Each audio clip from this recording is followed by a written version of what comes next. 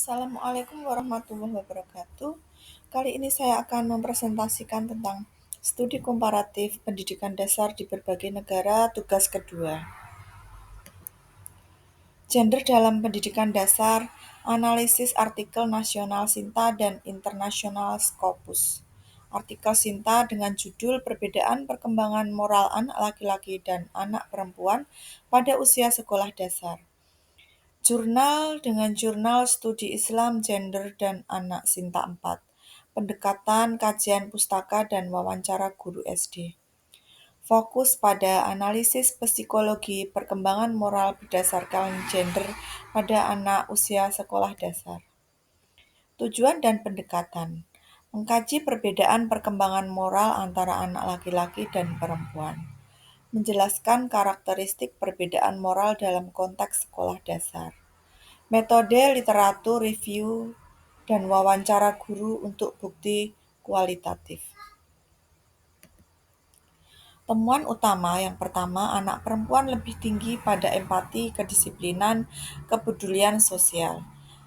Yang kedua, anak laki-laki lebih menonjol dalam aktivitas, orientasi, logika, dan keadilan.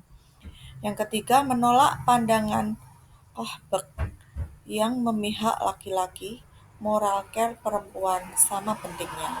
Yang keempat, tahapan moral dipengaruhi oleh keluarga, sekolah, teman sebaya. Implikasi dan batasan. Implikasi yang pertama adalah guru perlu memahami kecenderungan gender dalam pendidikan karakter. Yang kedua, strategi moral harus diferensiatif dan tidak seragam. Kemudian keterbatasan yang pertama, data berskala kecil, tidak generalisasi luas. Yang kedua, perlu kehati-hatian agar tidak menstereotipkan gender. Kaitan dengan praktik mengajar di sekolah saya, yang pertama, pola nyata di kelas yaitu siswa perempuan lebih rapi, patuh, dan empatik. Kemudian siswa laki-laki aktif, mudah terlibat konflik kecil. Strategi manajemen kelas perlu disesuaikan dan aktivitas pembelajaran karakter perlu menyeimbangkan justice, reasoning, dan care ethic. Rekomendasi praktis untuk guru SD. Yang pertama, gunakan kooperatif dengan rotasi peran atau leader, mediator, pencatat. Yang kedua, refleksi moral pasca konflik.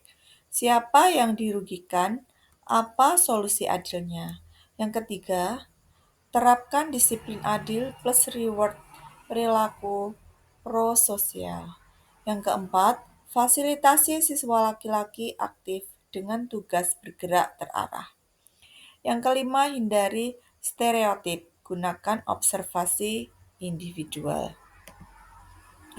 Artikel Scopus, judul Systematic Literature Review of Gender, Equity, and Social Inclusion in Primary Education for Teachers in Tanzania. Jurnal Discover Education. Metode Systematic Literature Review. Tujuan mengidentifikasi kondisi, intervensi, dan kebijakan terkait kesetaraan gender di pendidikan dasar. Temuan dan implikasi utama. Temuannya yang pertama adalah kesenjangan gender kontekstual, akses pengalaman belajar. Yang kedua, faktor sosial, ekonomi, dan budaya sangat berpengaruh. Yang ketiga, pelatihan guru sensitif gender efektif meningkatkan inklusi. Yang keempat, bukti kuat di skala kecil, lemah di berkelanjutan. Yang kelima, perlunya riset komparatif lintas negara. Implikasinya yang pertama, tambahan modul kesetaraan gender pada pelatihan guru. Yang kedua, kebijakan sekolah harus ramah gender dan inklusif. Yang ketiga, intervensi harus multilevel kurikulum guru komunitas.